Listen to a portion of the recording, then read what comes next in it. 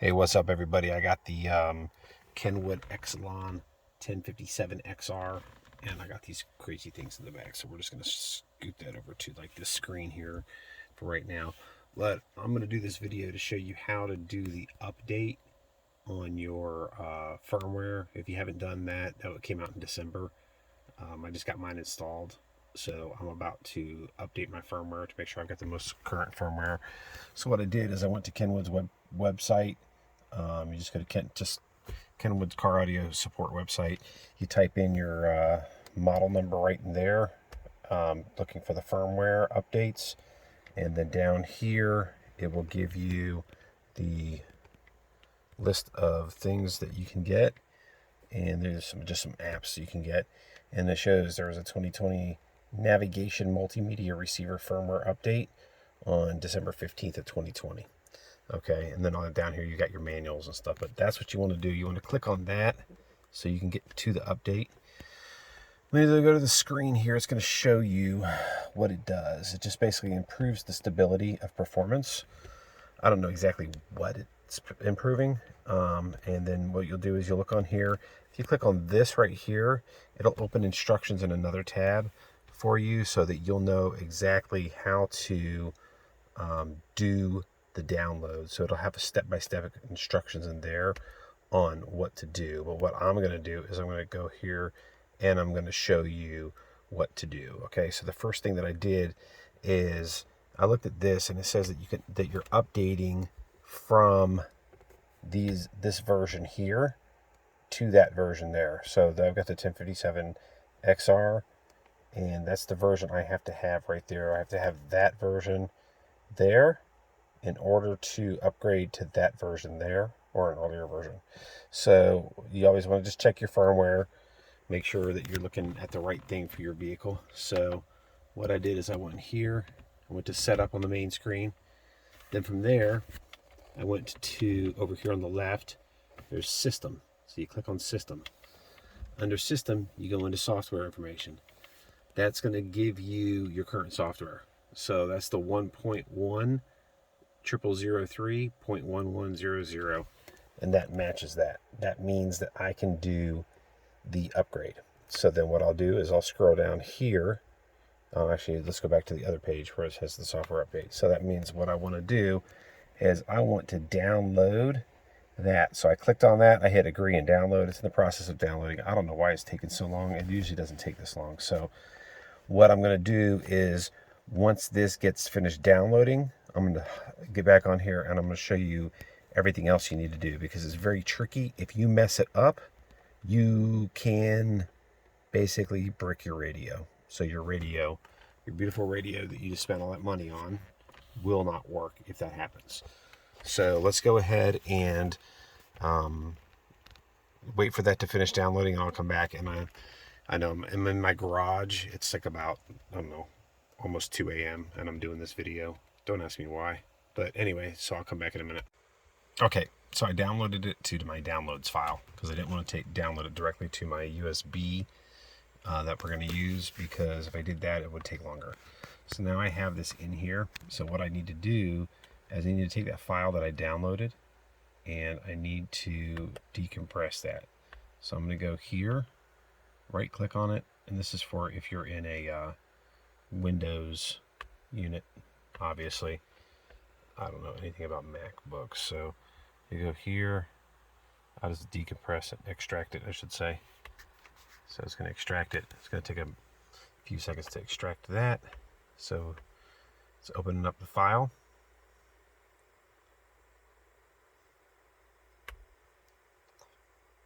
And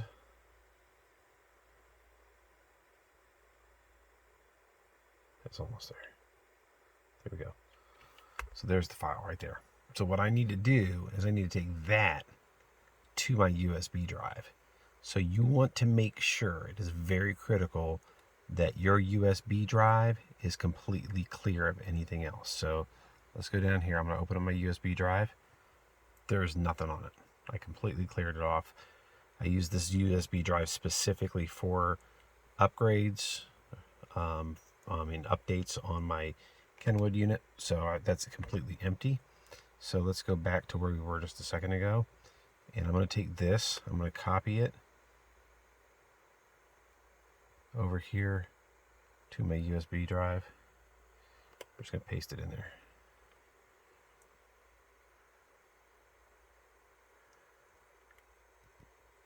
So it's going to copy the 11 items over there. And it does say in the instructions. So we're going to go to the instructions while this is doing this. I'm on the PDF, right?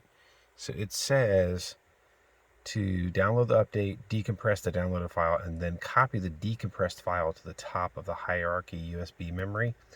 So I think what we're doing is we're putting that in there. I think we might have to take the update piece right there and put it at the top of the hierarchy, but I'm not sure. So I'm going to try it first without it. Then if that doesn't work, then I'll take that update part out and we'll put it up there, because it says it won't work if it's copied inside of a folder. But the updater to a device. So what we're going to do, okay, so we've got that there. So let's go here for a second.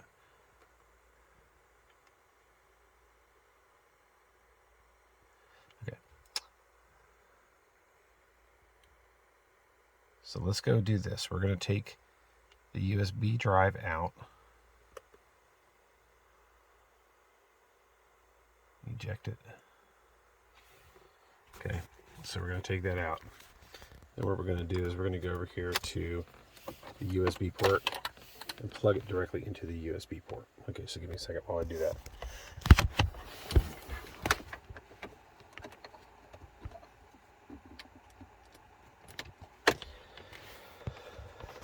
Alright, so if I did it correctly, then this will come up here and say there is an update.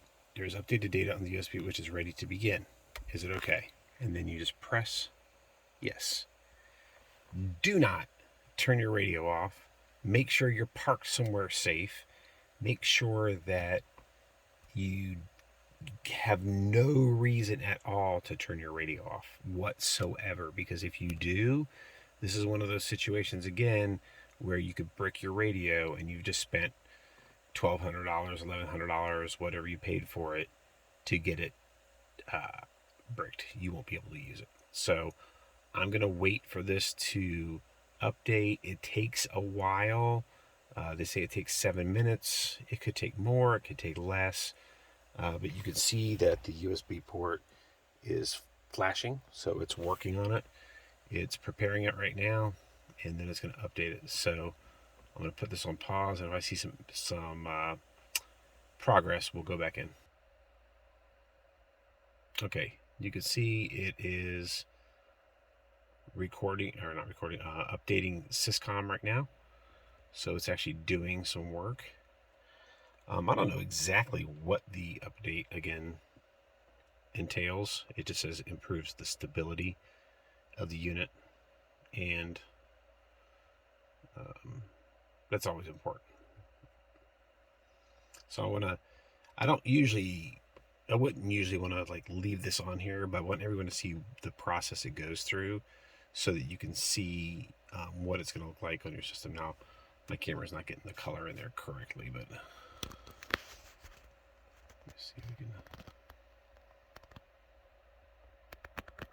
That's more like it. But okay, boot. After system is restarted, the update will continue. So just keep in mind that when your system goes off, you're not in the clear yet. You do not want to turn your car off and think that you're done. And I have fingerprints all over my screen. That's one of my next goals, is to try to figure out how to use the screen without getting it dirty. Maybe I should wash my hands more. I don't know. All right, so it just rebooted. And it said that after it reboots, it will continue the update.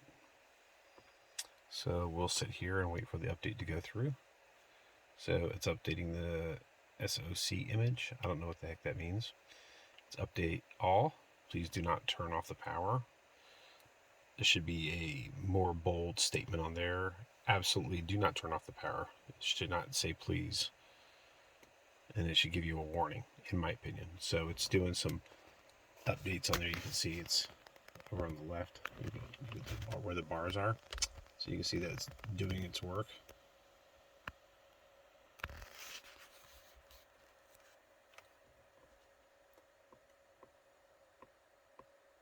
Yes, this does take a while.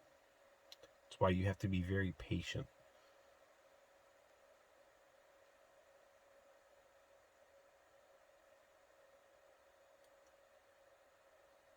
Some people get scared to update their Kenwood units because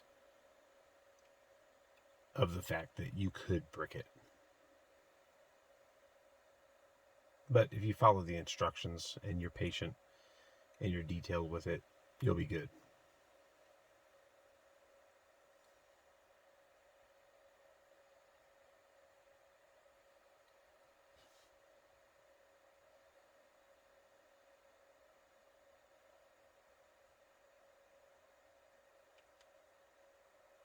And it's still updating there.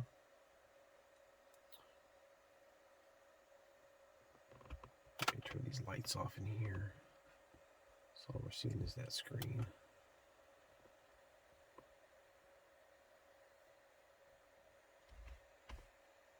You know, my screen actually looks better than that in real life. It's just, there we go. Looks more like that. Maybe even darker.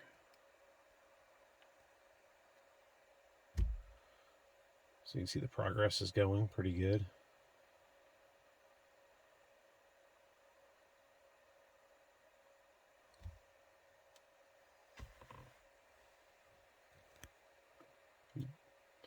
That is one good thing as well that I heard somebody mention about this unit, the Kenwood unit. They previously had a Pioneer unit, and I haven't had a Pioneer unit in a while. But they said that the Pioneer unit they had never got any updates. Whereas the Kenwood, I had a Kenwood prior to this one, which was like just the in-dash one. I think it was like one of the 6-inch screens. And that one I probably had it for a couple years, and I got probably like 3 updates at least in the whole time. I mean, they don't update them every week or anything, but you do get updates.